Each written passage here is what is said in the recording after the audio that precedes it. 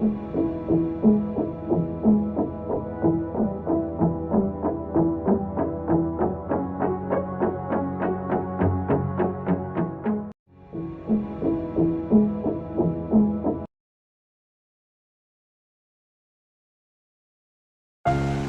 श्याम जग जे कल्याण लाइ, लोकन जे उद्धार लाइ वक्त बे वक्त फरिश्तन धरती लोक ते मानव चोलो धारण करे मानव जातीअ खे अंधकार मां उजाले जी राह ॾेखारी आहे।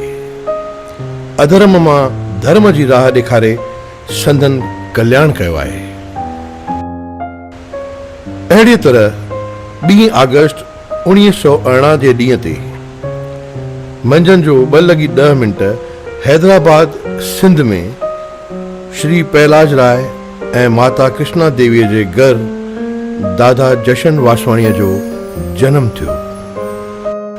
बालक जशन जे जनम सां पहिरीं वर्ल्ड वार ख़त्म थी। ॼण इहो हिकु संकेत हो त बालक शांति ऐं अमन, प्रेम, सदाचार जो संदेश खणी आयो आहे।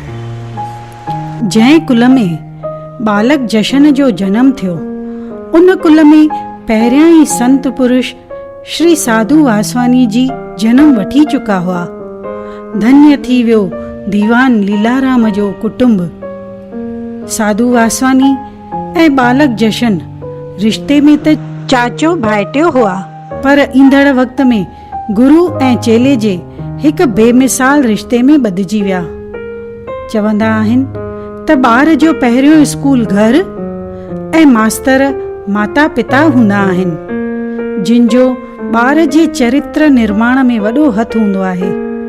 पिता पहलाज राय ऐं माता कृष्णा देवी पंहिंजे ॿारनि जे चरित्र जूं पाड़ूं सदाचार जे गुणनि सां सींचियूं, जेके अॻिते हिकु प्रेम ऐं दयालुता जो मज़बूत वण अहिड़ो मिसाल बणिया। बालक जशन हिकु होशियार ऐं तेज दिमाग़ वारो हूंदो हो।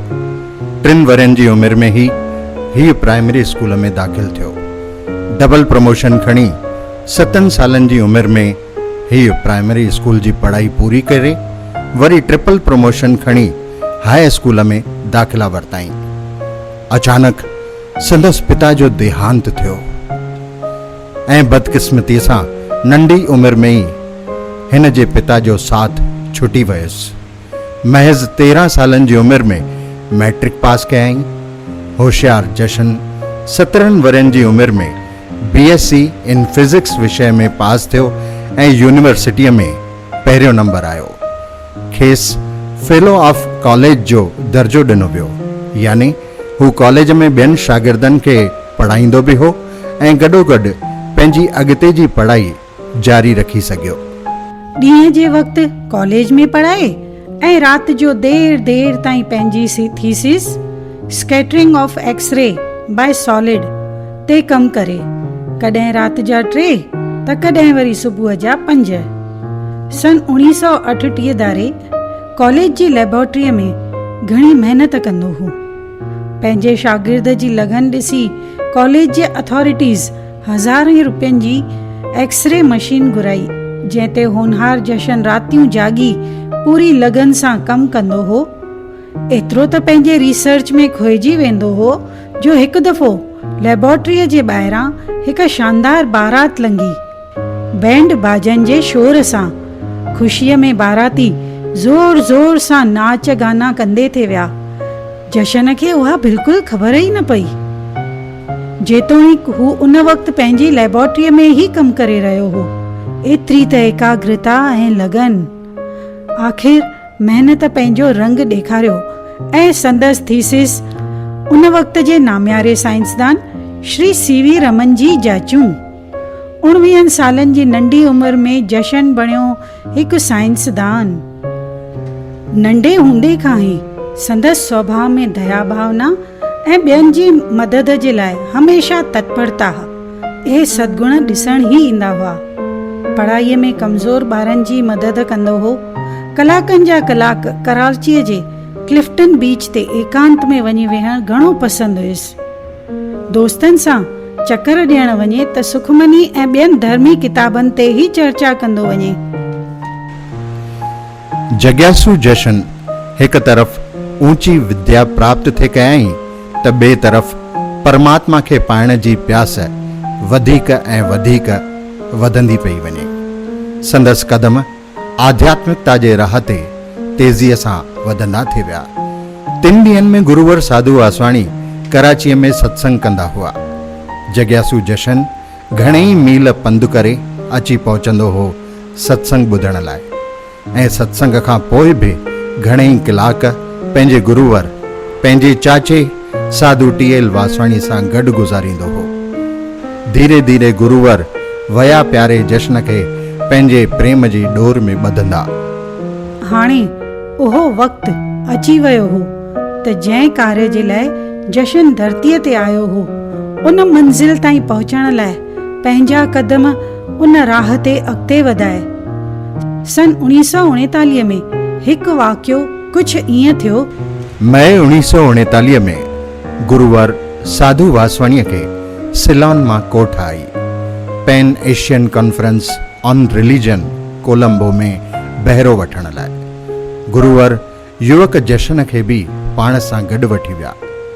उते जशन खे हिकु ख़त मिलियो प्रोफेसर पलदीकर जो, जेके डीजे सिंध कॉलेज कराची जा हेड ऑफ डिपार्टमेंट ऑफ फिजिक्स हुआ। उन्हनि जशन खे कॉलेज जे लेक्चरर जी पोस्ट जी नौकरीअ लाइ पाण वटि घुरायो। हिकु आम इंसान त जेकर अहिड़ी नौकरी पाए ख़ुशि थी वञे, पर प्यारे जशन निमाणाईअ सां पंहिंजे गुरुवर सां मन जो हाल ओरियो त मूंखे दुनिया जे दर जी नौकरी, पैसा ऐं शौहरत जी चाहत कोन अथमि। बसि तव्हांजे चरणनि में रही तव्हांजी चाकरी करणु थो चाहियां।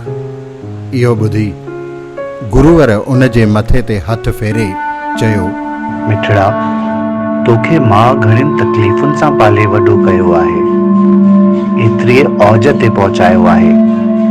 हाणे तुंहिंजो वारो आहे त तूं खेसि ख़ुशियूं ॾे। तो में माउ जूं घणी ई उमेदूं आहिनि। जीअं माउ चवई तीअं कर। जशन मुंझी पियो ऐं आख़िर नंढे भाउ राम खे पंहिंजो हाल ॿुधाए चयाईंसि त तूं मूंखे भाभीअ खां पुछी ॿुधाए। कुझु ॾींहंनि में भाउ राम जो जवाबु आयो त भाभीअ तोखे मोकल ॾिनी आहे, चवई थी भल पंहिंजे गुरुअ सां रह। जशन ख़ुशी ख़ुशी अची हाल गुरुवर खे ॿुधायो। कुझु ॾींहंनि खां पोइ हिकु बुज़ुर्ग गुरुवर सां कराचीअ मां मिलण आयो, जंहिं ॻाल्हि ॻाल्हि ते गुरुवर खे ॿुधायो त जशन जे इन फ़ैसिले सां संदसि माउ ख़ुशि न आहे। इहो ॿुधी गुरुवर यकदमि सम्झाए बुझाए जशन खे भाभीअ वटि वापसि मोकिलियो। दिलि ते पथर रखी जशन कराचीअ वापसि आयो ऐं लेक्चरार जी नौकरी करणु लॻो, पर हर वक़्तु मायूस गुज़ारणु लॻो। मुश्क ई ॼण मोकिलाए वई हुयसि। भाभीअ खां प्यारे पुट जो इहो हाल सठो न वियो।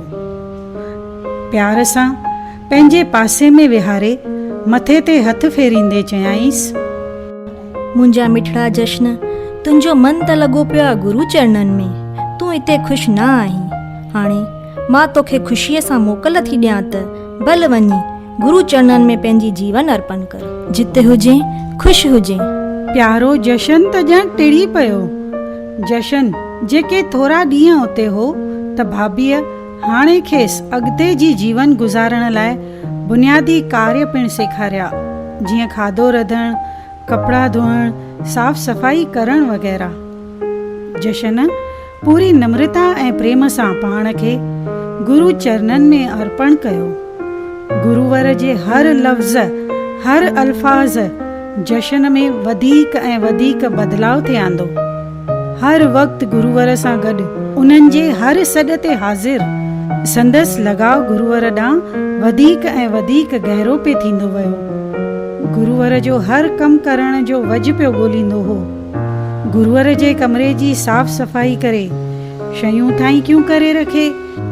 जेके माण्हू गुरुवर खे ख़त लिखंदा हुआ, उन्हनि जे जवाब जी रूपरेखा गुरुवर खां वठी जवाबी ख़त लिखंदो हो, आर्टिकल्स टाइप कंदो हो, हवन जी अग्नि ॿारण में मदद कंदो हो। राति जो सुम्हण महिल वरी गुरूअर जे टंगुनि खे ज़ोर पिणु ॾींदो हो। जेके शब्दनि जा मोती गुरूअर जे मुख मां बरसनि उहे लिखंदो रहंदो हो। प्यारे जशन निस्वार्थ भाव सां सच्चीअ दिलि सां पंहिंजे गुरूअ जी सेवा करण जो हिकु मिसाल क़ाइमु। गुरूवर पिणु वक़्त बेवक़्त जिज्ञासु जशन जो इम्तिहान वठंदा हुआ ऐं खेसि आध्यात्मिकता जे राह ते अॻिते वधण जो सही मार्गदर्शन कंदा हुआ। जेतिरो क़ाबिल गुरूवर ओतिरो ई समर्पित शिष्य। वाह जो त मेल हो।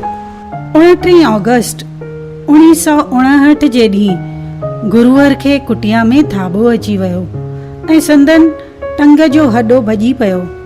उन खां पोइ हू सांदे 6 साल बिस्तरे दाख़िल हुया। धीरे धीरे सेवादारी कुर्सीअ ते विहारे हेठि वठी ईंदा हुअनि। हिकु ॾींहुं संगत जे साम्हूं गुरूअर जशन जे लाइ केतिरा न प्यारा ऐं आसीस भरा वचन चया। हिन प्यारे जशन में मूंखे पंहिंजे पिता जो रूप ॾिसण ईंदो आहे। हिन खे हक़ आहे त हू मूंखे बि सेखारे सघे। उमिरि में बेशक मां वॾो आहियां, पर रूहानी शक्तियुनि में ही मूंखां वधीक अथव। हिन में केतिरा ई गुण ऐं शक्तियूं अथव। इन जो फ़ाइदो मूंखे ऐं तव्हांखे वठणु खपे। निमाणो जशन गुरु चरणनि में नतमस्तक थियो। छा त नज़ारो हो। वक़्तु पंहिंजी रफ़्तार सां हलंदो रहियो। गुरूअर जे मुख ॾांहुं निहारण जशन जी निर्मल साधना हुई। गुरूअर 16 जनवरी 1966 ते ब्रह्मलीन थिया। जशन पंहिंजे अंदरि हिकु वॾो ख़ाल थे महसूस कयो। गुरूअर जी कुटिया मां निकिरी पंहिंजे कमरे में अकेले में वञी वेठो। संदसि कननि में गुरूअर जा कुझु ॾींहं अॻु चयल शब्द गूंजजण लॻा। मुंहिंजा प्यारा ॿार, शाल तूं पंहिंजो जीवन जन सेवा में ख़र्च करी। ऋषि मुनियुनि जो पैगाम खणी शाल देश विदेश वञी। जीअं त हिन वक़्तु संसार खे श्रीमद भगवत गीता जे उपदेशनि जी घणी ज़रूरत आहे।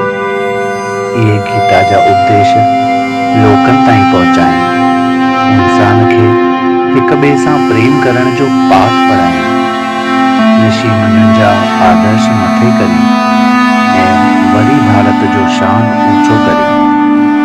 ब्रह्मलीन थियण खां अॻु गुरूअर पंहिंजी जोत पंहिंजे होनहार ऐं समर्पित शिष्य जशन में उते विया। हाणे सभु निमाणे जशन खे दादा चवण लॻा। दादा याने वॾो भाउ। दादा जशन पंहिंजे गुरूअर जो संदेश घर घर पहुचाइण लॻा। जुदा जुदा जॻहियुनि ते ऐं अलॻि अलॻि घरनि में सत्संग थियण लॻा। पर दादा जशन राति जो पूना खां ॿाहिरि रहण न बासींदा हुआ, छो त अञा गुरूअर जो पवित्र अस्थि कलश उन्हनि जे पवित्र कुटिया में ई रखियो वियो हो।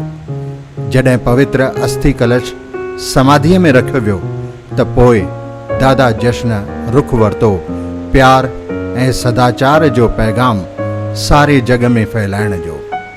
अलॻि अलॻि शहरनि में जुदा जुदा आस्थाननि ते गीता जो उपदेश ऐं गुरूअर जो संदेश हर जीव ताईं प्रेम सां पहुचाईंदा रहिया। हिकु दफ़ो जॾहिं दिल्लीअ जे यात्रा ते हुआ त पुठियां संदन माउ, जंहिंखे हू भाभी चवंदा हुया, उन्हनि जी तबियत नासाज़ थी पई ऐं पंहिंजे प्यारे पुट जशन सां मिलण जी इच्छा पे ॾेखारी। दादा पंहिंजा सभु प्रोग्राम रद्द करे भाभीअ वटि आया। ॾींहं राति संदन सेवा कई ऐं हर वक़्तु भाभीअ जे पासे में ई वेठा रहंदा हुआ। 14 अप्रैल 1977 ते भाभीअ पंहिंजो संसारी सफ़र पूरो कयो।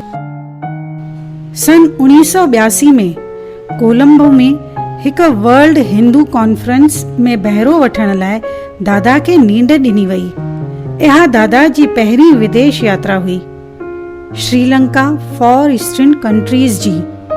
उन खां पोइ सिंगापुर, जकार्ता, मनीला, हांगकांग यात्रा ते पिणु विया। ईअं पिए लॻो ॼण त हर देश जे प्यासियुनि आत्माउनि रूहानी राह ते हलण लाइ रहबर जी राह पे ॾिठी। दादाजी जीवन हिकु अतर जी बोतल मिसल बणिजी वई, जंहिं खुलण सां त आसपास जे वायुमंडल में खुशबू महकाई थिए, पर जंहिंखे सिर्फ़ छुअण सां जीवन रूहानियत जी खुशबूअ सां महकजी वञे। दादा हिकु रूहानी रहबर, जंहिंसां हिकु दफ़ो ई मिलण सां ईअं लॻे त हा, इन रहबर जी ही त तलाश हुई जेका अॼु पूरी थी। दादा सेखारिन त रोज़ सिर्फ़ 5 मिंट प्रभुअ सां पंहिंजी गॾजाणीअ जो वक़्तु ज़रूरु मुक़ररु करे रखो ऐं ॾिसो त केतिरो न बदिलाव थो अचे तव्हांजे जीवन में। दादा खे पंहिंजी मातृभूमि सिंध ऐं मादरी ॿोली सिंधीअ सां घणो प्रेम ऐं लॻाव हो। जॾहिं बि केरु सिंध मां अचे त उनखां सिंध जी पावन मिटी घुराईंदा हुआ ऐं पंहिंजे मस्तक ते लॻाईंदा हुआ। सिंधी ॿोलीअ में ॻाल्हाइण लाइ, सिंधी सभ्यता, साहित्य ऐं संस्कृतीअ खे हिमथाइण लाइ सभिनी सिंधियुनि खे वक़्त बे वक़्त सम्झाणी ॾींदा रहंदा हुआ।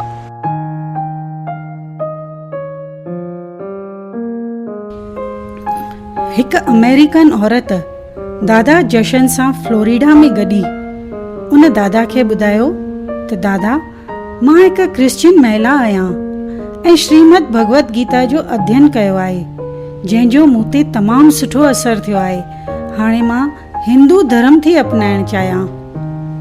दादा खेसि जेका सम्झाणी ॾिनी उन त संदसि अखियूं ई खोले छॾियूं। प्यारी भेण, तूं ईअं कॾहिं बि न कजांइ। जे तूं हिंदू धर्म अपनाईंदीअ त श्री कृष्ण जे वेझो अची सघंदीअ, ईअं बिल्कुलु न आहे। जेका सम्झाणी भगवत गीता में आहे, साॻी बि त बाइबल में पिणु आहे। भगवान श्री कृष्ण खे क्रिश्चियंस बि ओतिरा ई प्यारा आहिनि जेतिरा के हिंदू। पाण खे हिंदू धर्म जो या क्रिश्चियन धर्म जो सॾाइण सां कुझु न थींदो। धर्म परिवर्तन करण खां वधीक ज़रूरी आहे हृदय में परिवर्तन। धर्म माउ समान आहे ऐं माउ कॾहिं बि न मटाए सघबी आहे। पंहिंजे गुरुवर साधू वासवानी जियां दादा जशन खे पिणु हर प्राणीअ लाइ अथाह प्रेम हो। इंसान हुजे या पशु पक्षी, हर आत्मा लाइ जीव दया, हर शख्स खे शाकाहार ॾांहुं प्रेरित कंदा रहिया।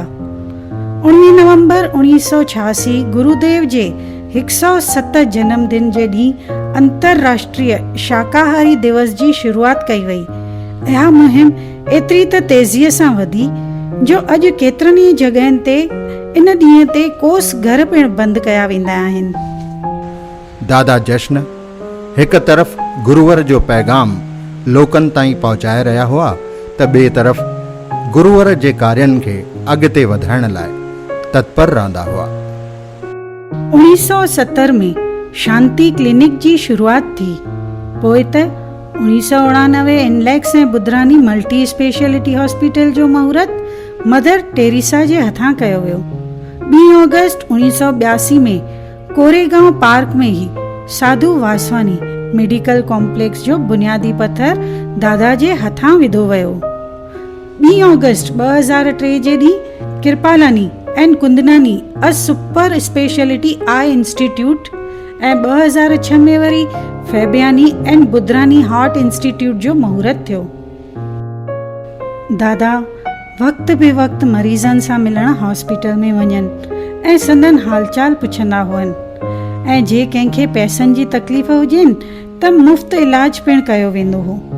2 अगस्त 2008 खां दादा जे 9वें जन्मदिन खां आर्टिफिशियल लिम्स जी शेवा पिणु शुरू कई वई, जीअं अपंग वरी पंहिंजी टंगुनि ते बीह सघनि ऐं पंहिंजी ऐं परिवार जी देखभाल करे सघनि। दादा जशन जे 93वें जन्मदिन ते फिल्म एक्टर आमिर खान दादा खां पुछियो, तव्हां पंहिंजो जन्मदिन कीअं मल्हाइण चाहींदा?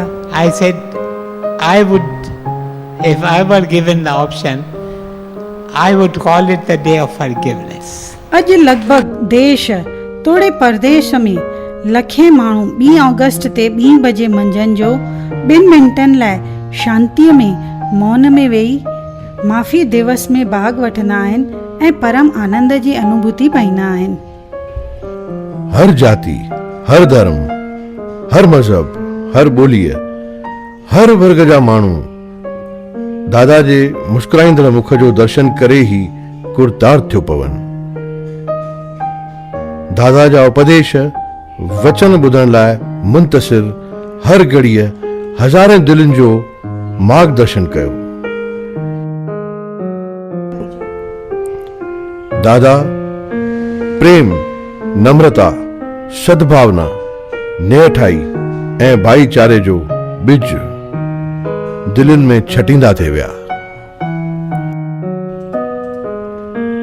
गुरुवर साधू वासवाणी जो लाखेणो लाल, असां सभिनी जो रूहानी रहबर, पंहिंजो कार्य पृथ्वीअ ते पूरो करे 12 जुलाई सन 2018 ते पंहिंजे गुरुवर सां हिकु वञी थिया। दादा शारीरिक चोले में अॼु भले संगत जे विच में कोन आहिनि, पर अदृश्य रूप में साधु वासवाणी मिशन जो कार्य पाण ही संभाले वेठा आहिनि। जित हर मानव जी आध्यात्मिक, मानसिक, शारीरिक ऐं रूहानी समस्या जो समाधान थियो पियो वञे। शल दादा हर प्रेमीअ खे पंहिंजे प्यार जी डोर में वधीक ऐं वधीक मज़बूतीअ सां पाण सां ॿधी रखनि। दादा श्याम।